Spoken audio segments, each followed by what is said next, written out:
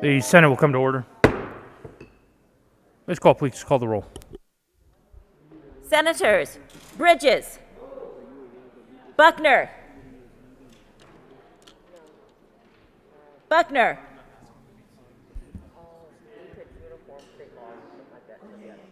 Yes, I have him excused for that. Okay, thanks. She's excused, but Senator Buckner's excused. Senator Buckner, excused. Yes, yes. Excused. Senator Coleman, Senator Cook, Senator Coram, Senator Danielson,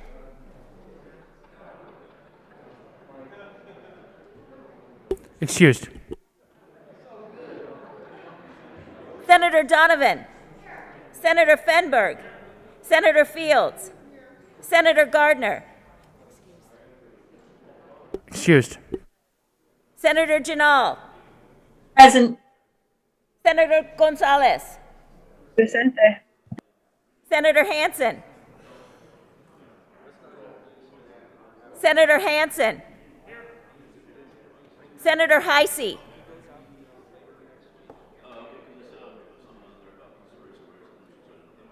Senator Holbert, Senator Jaquez Lewis, Here.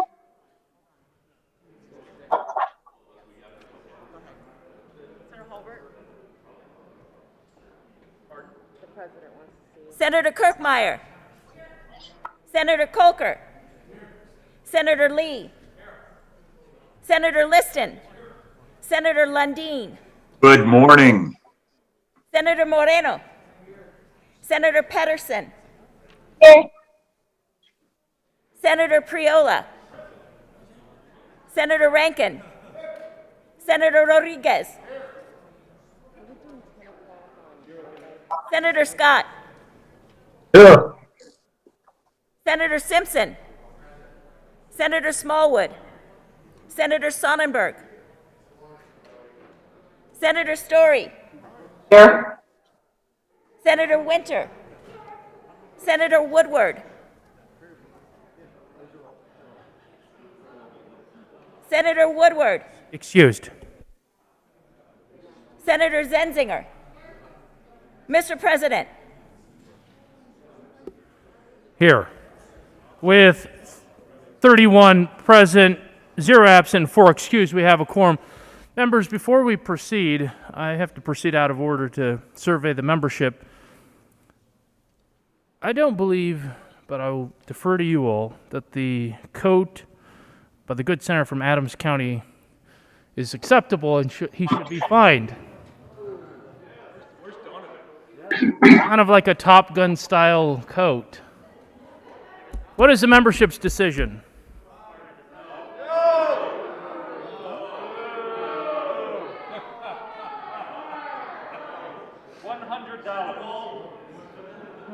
The senator from Adams County will not be sent home, but will be fined $1.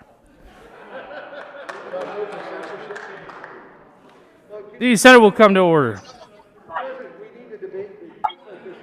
Senator Sonnenberg. Well, thank you, Mr. President.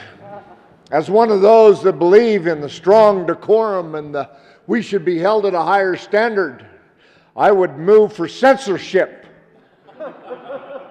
of the senator from Adams County. Mr. Minority Leader.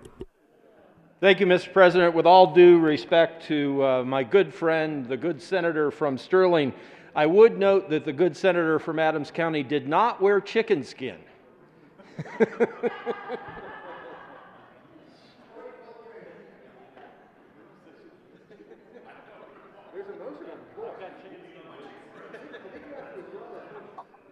Senator Sonnenberg. Well, thank you, Mr. President. As I reconsider and listening to my illustrious leader on my side of the aisle, he brings up a very valid point that the good senator from Adams County is supporting my industry. I withdraw my motion and move that we all wear leather next week during the stock show. Senator Quorum. Thank you, Mr. President. And I think it's obvious that we should forgive the good senator from Adams County, because it is obvious that the last year went by so fast his weight loss program did not work.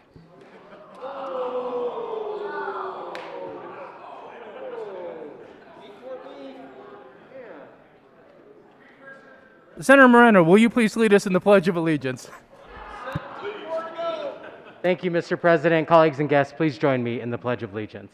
I pledge allegiance to the flag of the United States of America and to the republic for which it stands, one nation, under God, indivisible, with liberty and justice for all.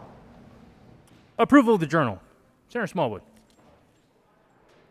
Morning, Mr. President. I move that the reading of the journal for Thursday, January 13th be dispensed with and the journal be approved as corrected by the Secretary. You have heard the motion. All those in favor say aye. All those opposed, no. The ayes have it, and the motion is adopted.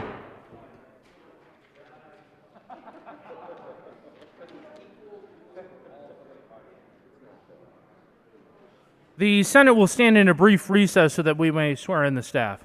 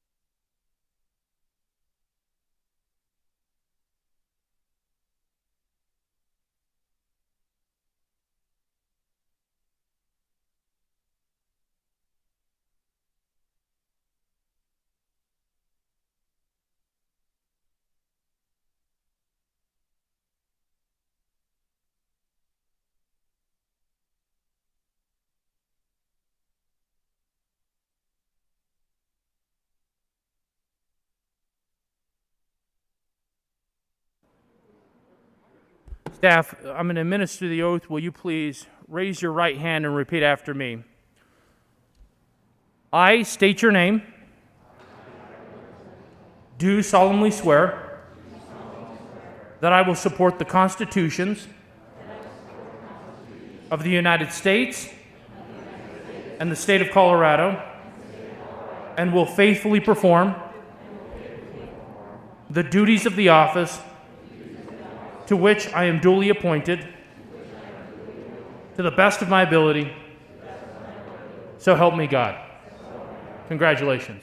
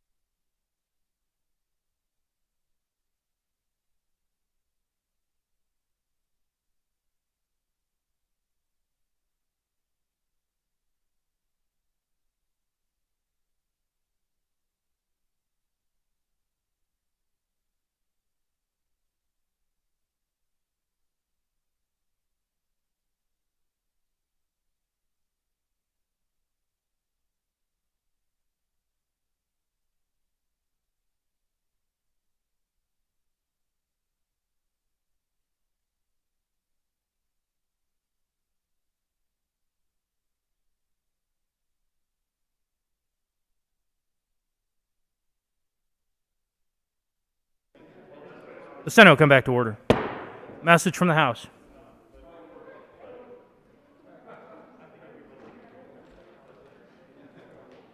has adopted and transmits herewith House Joint Resolution 1003 as printed in House Journal January 14, 2022.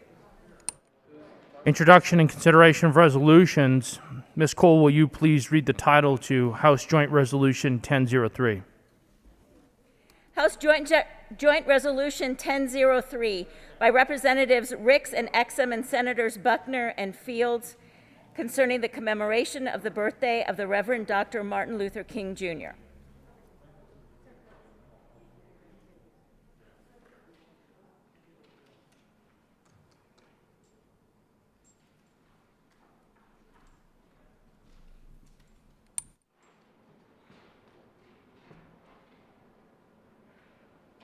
Senator Fields.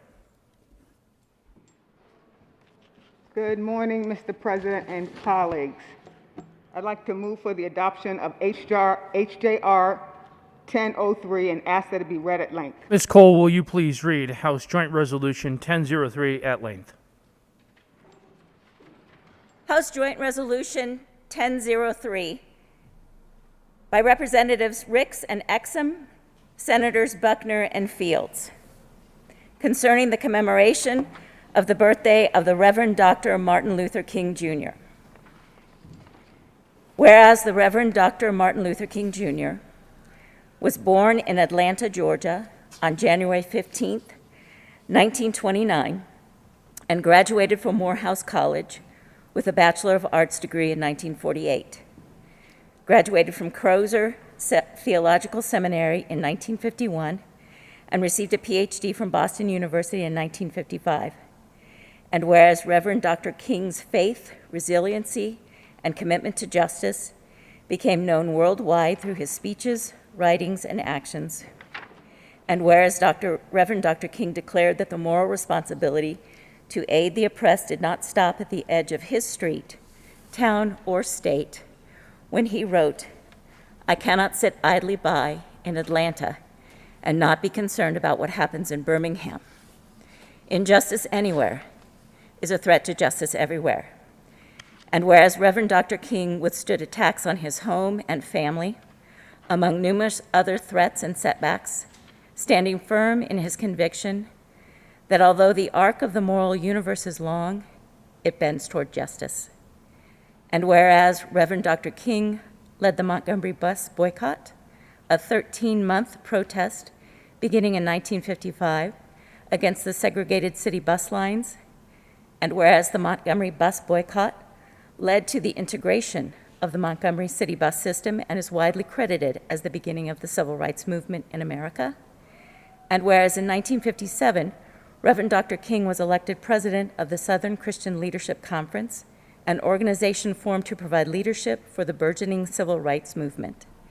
And whereas between 1957 and 1968, Reverend Dr. King spoke more than 2,500 times, wrote 5 books as well as numerous articles, led protests, helped register African American voters, was arrested more than 20 times, was awarded 5 honorary degrees, was named Man of the Year by Time magazine, and became the symbolic leader of the African American community, as well as a world figure.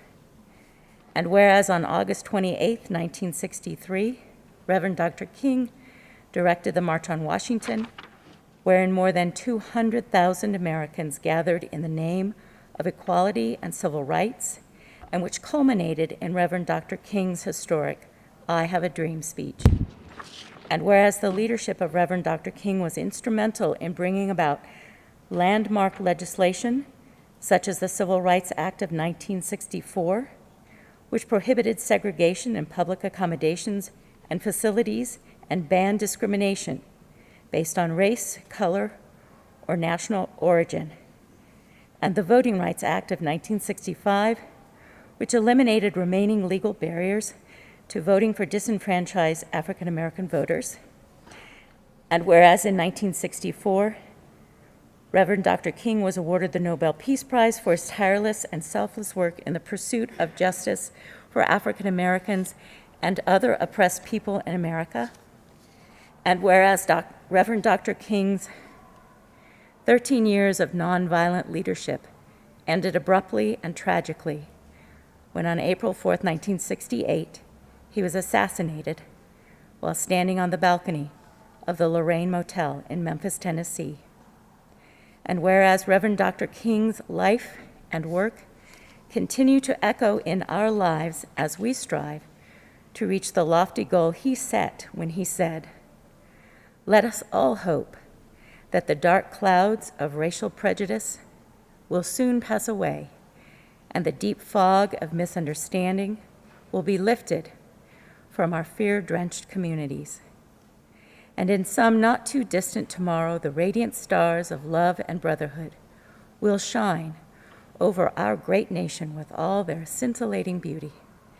And whereas the celebration of Martin Luther King Jr. Day in Colorado was championed by Representative Wilma Webb, who sponsored the legislation creating the holiday, and on April 4th, 1985, Colorado Governor Dick Lamb signed the bill into law. And whereas Colorado's enactment of the holiday and the annual Marade, a merging of the words march and parade, predated the federal holiday designation, and the first celebration in Colorado was on January 20th, 1986, and whereas Reverend Dr. King's birthday is a federal holiday in the United States and a state holiday in the state of Colorado, which is celebrated each year on the third Monday in January. And whereas on Monday, January 17th, 2022, we celebrate the 36th anniversary of the Reverend Dr. King holiday, now therefore, be it resolved by the House of Representatives of the 73rd General Assembly of the State of Colorado, the Senate concurring herein, that we, the members of the Colorado General Assembly, hereby encourage appropriate observances, ceremonies, and activities to commemorate the federal and state legal holiday honoring the Reverend Dr. Martin Luther King Jr. throughout all cities, towns, counties, school districts, and local governments within Colorado. Be it further resolved that copies of this joint resolution be sent to President Joe Biden, Honorable Governor Jared Polis, the Congressional Black Caucus, the National Black Caucus of State Legislators, and the members of Colorado's congressional delegation, Senators Michael Bennet and John Hickenlooper, and Representatives Diana DeGette, Joe Neguse, Lauren Boebert, Ken Buck, Doug Lamborn, Jason Crow, and Ed Perlmutter. Is there any discussion? Senator Phillips.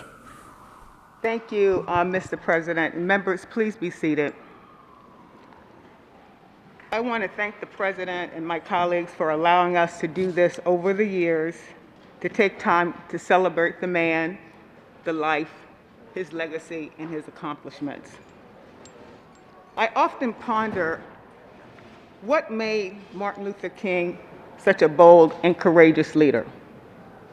And so I did a little reading, and I found out that his leadership skills came from his mom and his dad. They gave him the authority to use his voice whenever he saw injustices in the corners of where he lived. And he cited three very specific examples that kind of cemented in his mind. One example that he shared is when he saw a black man be lynched. That broke his heart.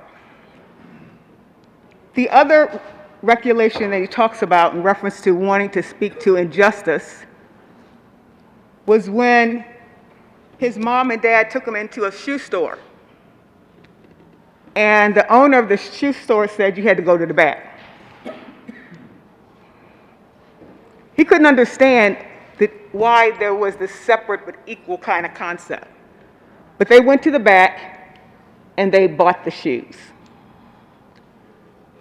Then throughout his life, he saw more Jim Crow laws, separate schools. When there was a bus, you had to sit on the back. If you had to go to a hospital, you had to go to a different hospital. Everything was separate, and he wasn't allowed to be integrated with people who weren't people of color. And he wanted to lend voice to that. And so that's how it got started. If you don't know, Martin Luther King Jr.'s father was a pastor. And so he was able to kind of hear the messages from his dad from the pulpit as he was growing up as a child.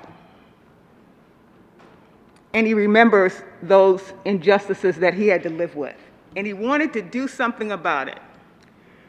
You see, I believe that all of us have the ability to be leaders and to have courage and to lend our voice when we see injustice in the world.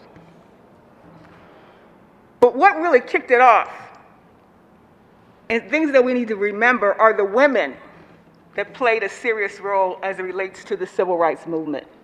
And there's two women I want to mention. First, I want to mention his wife, Coretta Scott King. Many of the men that are here, you probably have wives, and you know how they know how to manage you and your money, right?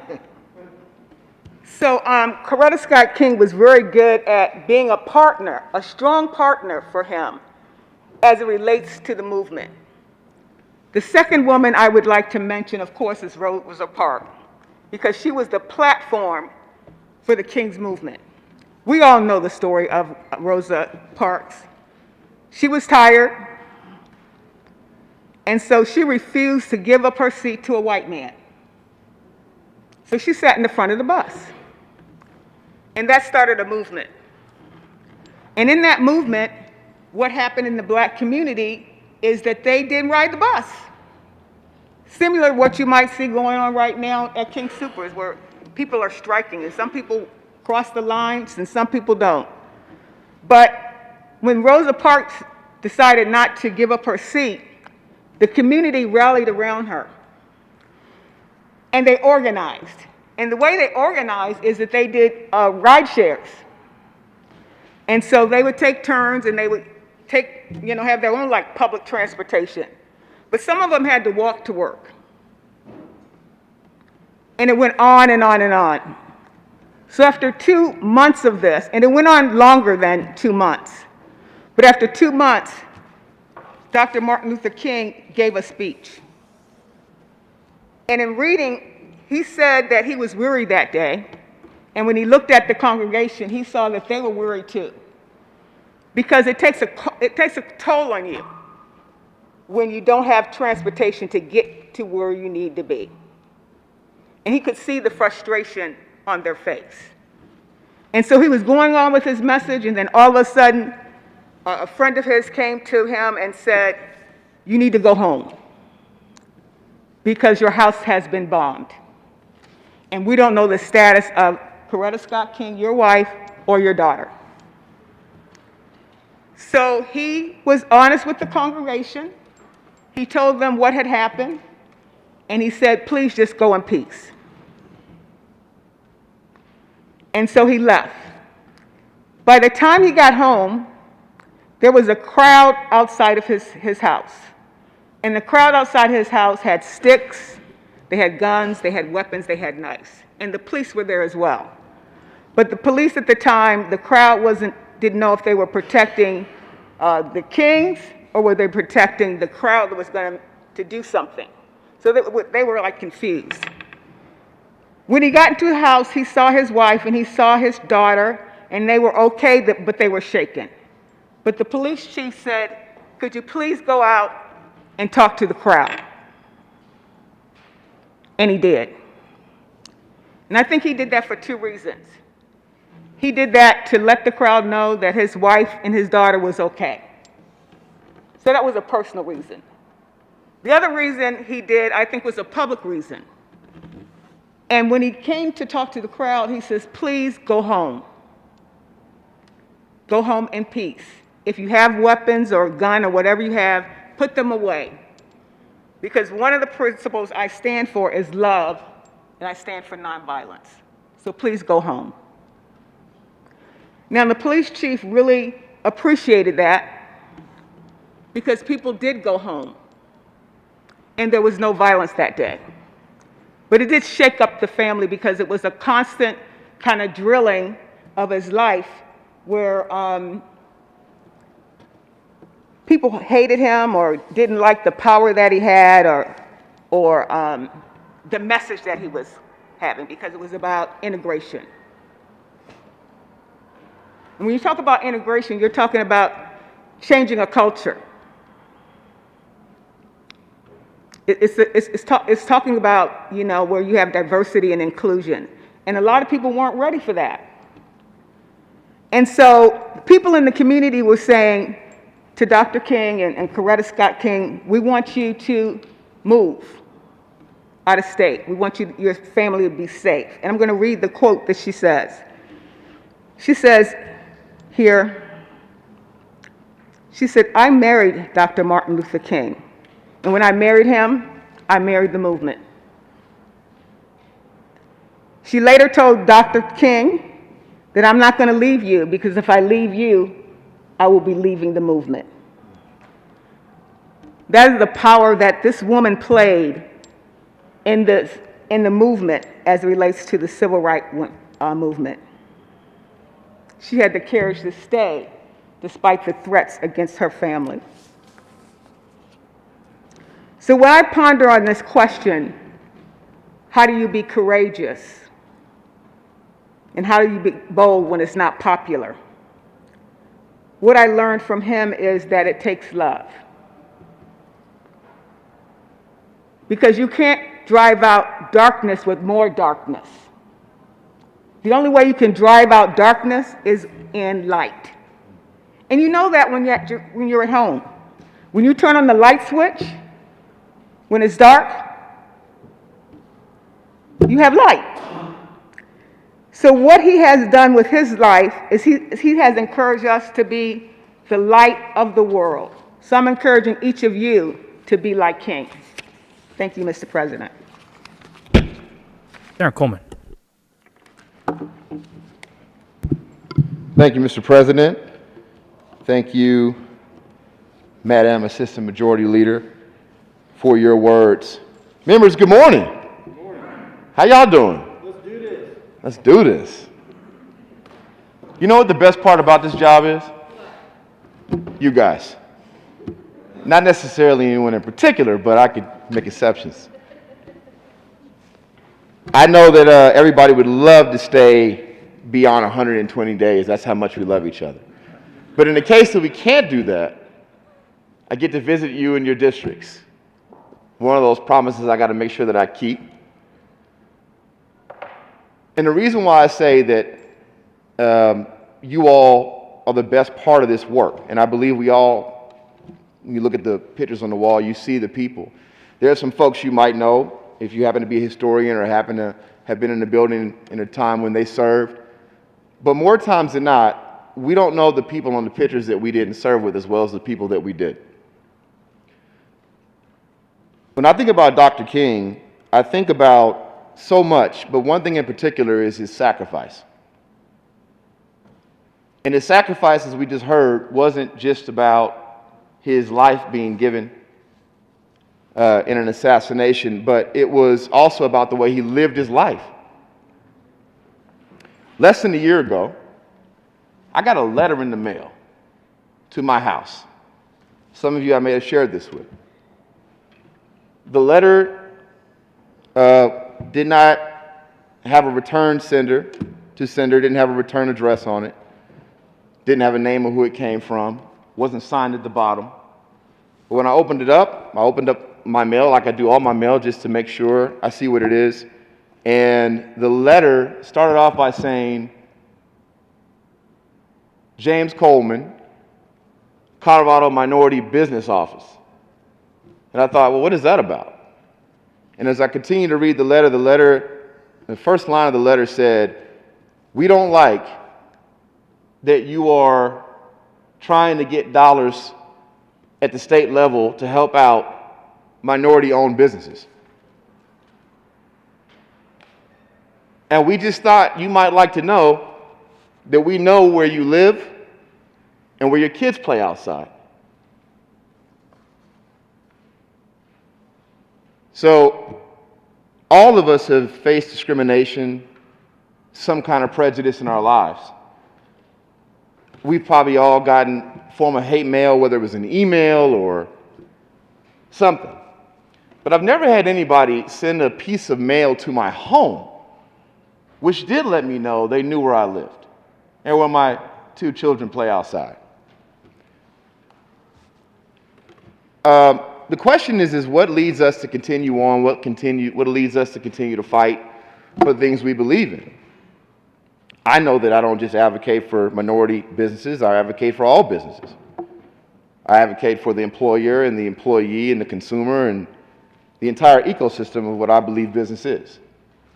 But in that instant, I went to my wife the same way I did when we first decided to run for office, the same way many of you did, to ask for support from your family.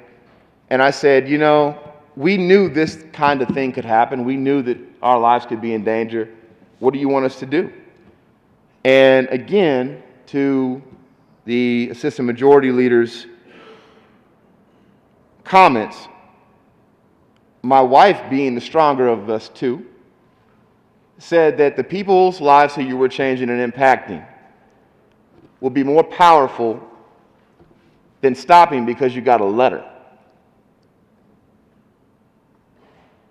We still had to increase security measures at our home.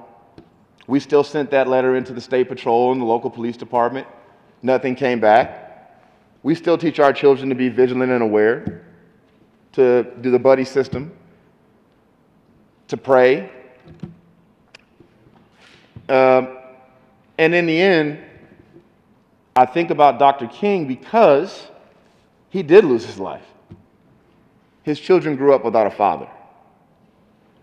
His wife had to raise their children without her husband. But there have been so many people in history who've come before us who have lost something or lost it all. And that's what gives me the courage, that's what gives us the courage to come in here and do the work. So, you know, I really appreciate the quotes. I appreciate the bills that we pass, but I also really appreciate the relationships that I've built. I said this in the House, and I had an opportunity to serve in the House, and I'll say this now in the Senate. We're family. Sometimes we disagree, but in the end, no one wants to see anybody sick. We've lost members to COVID who we've served with. We've lost family, we've lost friends. But in the end, no way that we feel about each other on a policy feels the same when you're standing at that person's funeral.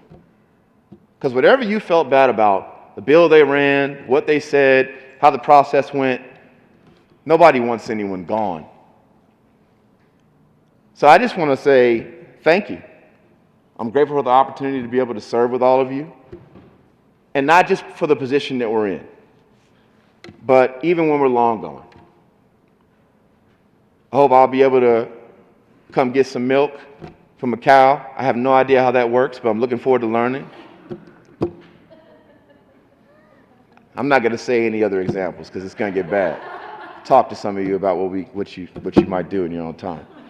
But I just want to say thank you for that, because that's the kind of relationship that we'll have long after we're just a picture on the wall. Thank you so much. Further discussion. Having no further discussion, the motion is for the adoption of House Joint Resolution 1003. Are there... Senator Lee.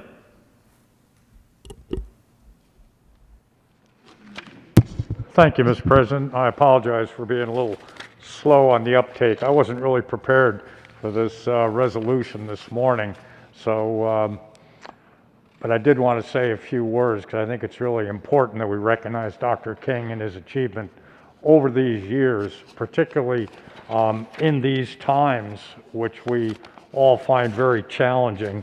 What Dr. King often talked about was the compelling urgency of the times, the important issues. And as you know, when Dr. King was working in the area of civil rights, people were being jailed for merely demonstrating, merely exercising their First Amendment rights. These times that we live in now demonstrate the compelling urgency of continuing to be vigilant activists in pursuit of the values that Dr. King extolled. We need to commit to pursuit of equality, of compassion, nonviolence, and rededicate ourselves to the unrelenting struggle against hatred, bigotry, discrimination. One of the most important values that Dr. King spoke about was the importance of voting. That's what he was dedicated to, because that was the foundation of democracy, was getting people the right to vote. I grew up in the times where I knew people who got on buses and went to Mississippi and Alabama to pursue voting rights. And you can still see the videos of what was happening to those people in those communities in opposition to voting rights. Today, we have to rededicate ourselves to the compelling urgency of ensuring that the value that Dr. King put on voting rights is ensured in this democracy to keep our democracy. What Dr. King did, among all other things, was inspire. His words were awesome. His words were what drove people to action. The I Have a Dream speech is probably one of the most preeminent and eloquent speeches in defense of voting rights, equality that we've ever seen in this country. So in preparation for today, I just Googled Martin Luther King quotes, and I'd like to share a couple of those with you. We must accept finite disappointment, but never lose infinite hope. The senator from Aurora alluded to darkness cannot drive out darkness. Only light can do that. Hate cannot drive out hate. Only love can do that. Forgiveness is not an occasional act, but a permanent attitude. Never succumb to the temptation of bitterness.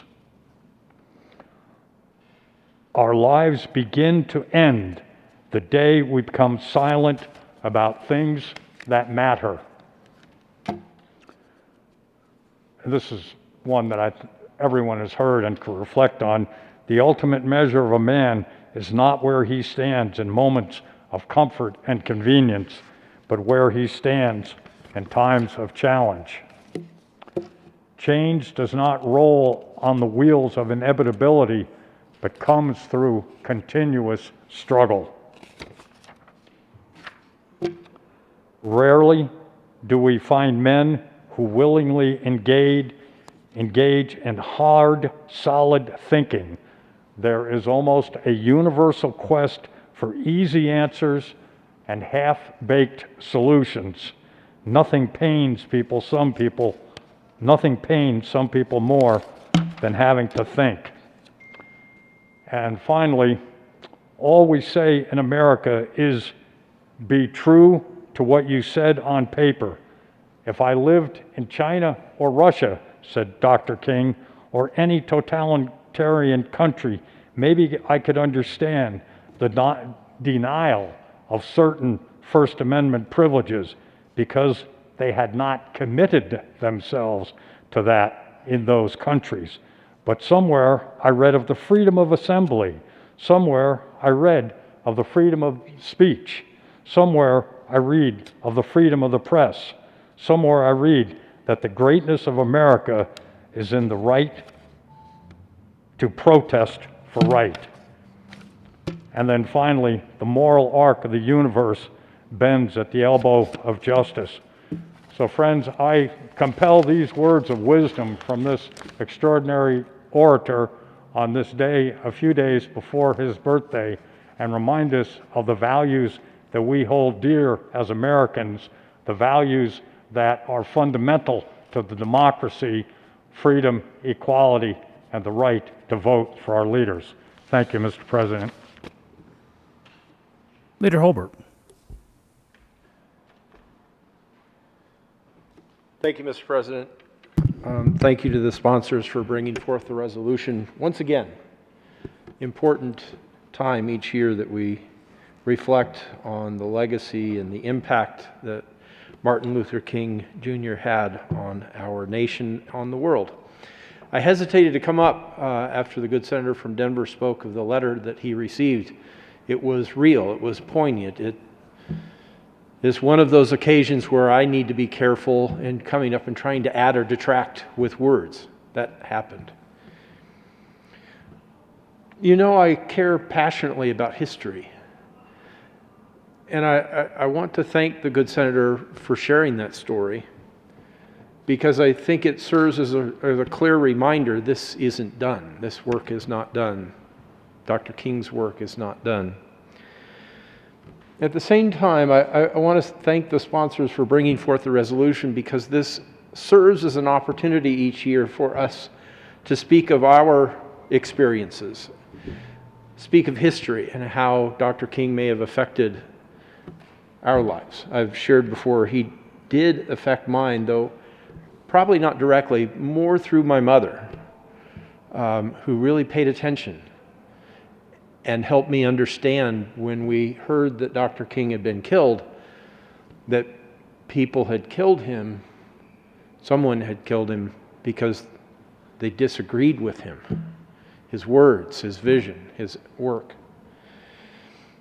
I think that that's an important example, reminder for us who are privileged to serve here in the General Assembly, in the Senate. We don't hate each other here. I don't hate anyone here. And yet we disagree passionately a lot. I hope that the younger generations, I hope that people younger than I'm about to turn 61, and as a child at 7 years old, I have this recollection of hearing the news that Dr. King had been killed and my mother explaining why. I hope that my sons, I hope that younger generations can learn not only from his legacy and maybe my words and my experience, but the good senator from Denver, this is not over. There are still people who hold to those beliefs that this wrapping paper that God put us in somehow makes one worth more than another. I've shared before, the first time I encountered that perspective in my life was in 5th grade. My parents had moved our family from Alaska to South Carolina, and I was standing on the playground in 5th grade and heard a group of my classmates speaking in racist terms. They were better than other people because of the color of this. And as a 5th grader, standing there trying to make sense of that. Maybe you've seen me roll my eyes trying to make sense of something that you're debating here. It didn't make sense to me. But in disagreements on policy, we can agree to disagree. On differences of the value of a human being because of this, I can't. We are different, but we are equal. We don't judge each other based on the color of the skin, but the content of our character. And Senator, I want to say, based on that, I have the utmost respect and esteem for you. I am privileged. I am blessed to serve in this chamber. And Senator, I think you already know I have the same opinion of you. Thank you so much for bringing this resolution and giving us an opportunity not only to provide an example to younger generations, but to encourage each other. God bless you. Thank you, Mr. President. Senator Gonzalez. Thank you, Mr. President. Colleagues, it's an honor to join you all remotely this morning.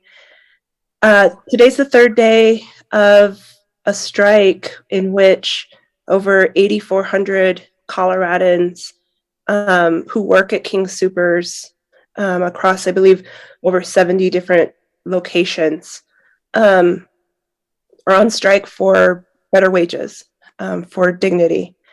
And as we are honoring Dr. King and his legacy, and as the good senator from Northeast Denver has so eloquently reminded us, that the issues that Dr. King fought for are still very relevant and present with us today. On on March 18th, 1968, Dr. King delivered a speech entitled "All Labor Has Dignity." And I really encourage you all to look at that speech. This was, as he had formulated the Poor People's Campaign, it had really shifted to include an economic analysis in addition to fighting for justice for Black people in across the country. And I'm struck by just a few words from that speech that I just wanted to share with you all today, because this is playing out right now on picket lines across the state of Denver and across the metro area. And so this is a quote from his speech. "You are doing many things here in this struggle. You're demanding that the city will respect the dignity of labor. So often we overlook the work and the significance of those who are not in professional jobs, of those who are not in the so-called big jobs. But let me say to you tonight that whenever you are engaged in work that serves humanity and is for the building of humanity, it has dignity and it has worth. One day our society must come to see this. One day our society will come to respect the sanitation worker if it is to survive. For the person who picks up our garbage in the final analysis is as significant as the physician. For if he doesn't do his job, diseases are rampant. All labor has dignity. But you're doing another thing. You are reminding not only Memphis, but you are reminding the nation that it is a crime for people to live in this rich nation and receive starvation wages. And I need not remind you that this is our plight as a people all over America." I want to just call to mind those words as we hold with us the plight of the workers who have been on the front lines at the beginning of this pandemic and throughout this pandemic, doing their jobs in order to keep us all safe. Thank you to the sponsors for bringing forward this resolution, and thanks for everybody doing their part to keep us all safe. Thank you, Mr. President. Having no further discussion, the motion before the body is the adoption of House Joint Resolution 1003. Are there any no votes?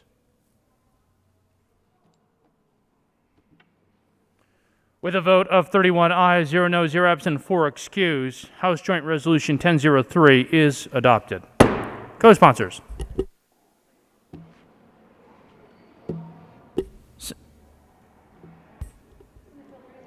We're just going to say all sponsors. Senator Fields.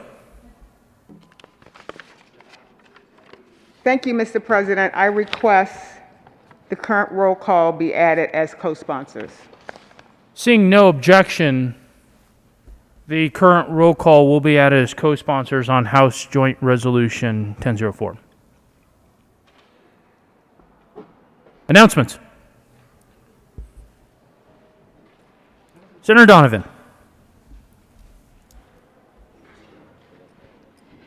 Thank you, Mr. President. Colleagues in person online, here to once again ask for your support of the National Western Stock Show Junior Livestock Auction. I'm going to ask to literally fill the hat today as we build up our support of being able to provide a scholarship support for a Colorado kid who has spent months and months working on their livestock husbandry skills to reach the highest level that they can, and then ask for us to buy that animal and help send them and their possible siblings to college. This is a wonderful tradition that the General Assembly has done for many, many years. I actually don't even know. It is that I don't even know when it started, but I've had the privilege of participating in it in the past couple years. It is, thank you. It is next Friday, so we just have one short week to try to raise our funds so that we can support a Colorado kid sooner than later in the evening. So thank you so much for your guys' support, and we'll keep shaking the hat. Thank you. Senator Quorum. Thank you, Mr. President. I would request a moment of personal privilege. Granted. Thank you, Mr. President. Members, yesterday I received some sad news. You may recall last year in our confirmation hearings, McGill Baca was confirmed to the Colorado State Fair. For those of you who do not know, McGill Baca is the son of Polly Baca, very well-known political person and servant of the state. Unfortunately, McGill passed away yesterday. So I think it's sad news, and I would just ask that you take the Baca family into your heart and give them your prayers and thoughts. Thank you. The Senate will observe a moment of silence, and the Senate chimes will be rung.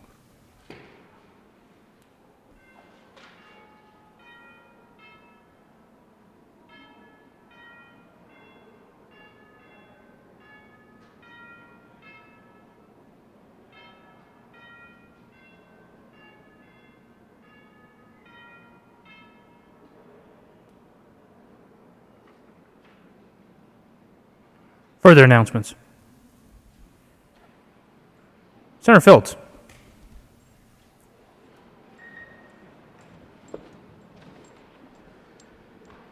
Thank you, Mr. President. I guess this is an announcement, also a moment of personal privilege. Granted. Thank you, Mr. President. As you know, annually, the City and County of Denver puts on an annual Martin Luther King Jr. Holiday Commission Parade. Now, we call it a parade because it is a mixing of the word of march and parade. And so the announcement is the parade for this year will take place Monday, January the 17th at 9:30 p.m. And it's going to take place at the Martin Luther King Jr. I Have a Dream Monument, which is at City Park. From there, the march will walk down Colfax all the way to City Park, and then we'll have more announcement. Typically, the mayor is there, our council people are there, the governor is there, and we all join hands and we all walk in celebration to the contributions of Martin Luther King. So it's just an opportunity to share with you. I would love to see you there. It is a very diverse parade, and it's one of the largest in the country. Typically, we have, I don't know, and the weather's going to be nice. I hear it's going to be 52 degrees, so we might have over 100,000 people there. So I hope I see you. Thank you. Senator Gonzalez. Thank you, Mr. President. Colleagues, just an announcement that we will be having our first State Veterans and Military Affairs Committee. We'll actually be doing a joint committee hearing with, along with our counterparts in the House. This coming Tuesday upon adjournment, we'll be hearing the SMART Act presentations from both the Department of State and the Department of Military and Veterans Affairs. We'll see you on Tuesday upon adjournment. Just wanted to give you all time to prepare. Mr. Majority Leader. Thank you, Mr. President. Members, we do have some bills to read across. I will remind folks of the bill deadlines. Please pay attention to those. I won't go through the whole spiel, but please make sure you meet the deadlines. If you have a bill that is due today, please get it to the desk before you leave the building before 4:30 p.m. today. Mr. President, I move that the Senate recess until noon today. Mr. Majority Leader, before we take up, also, just as a reminder, members, we will convene on Tuesday at 10 a.m. As a result of the start of the week. There's a proper motion. You've heard the motion. What's that? I said noon. The Senate will, that is, all those in favor say aye. All those opposed, no. The ayes have it, and the motion is adopted, and the Senate will stand in recess until 1200 hours today.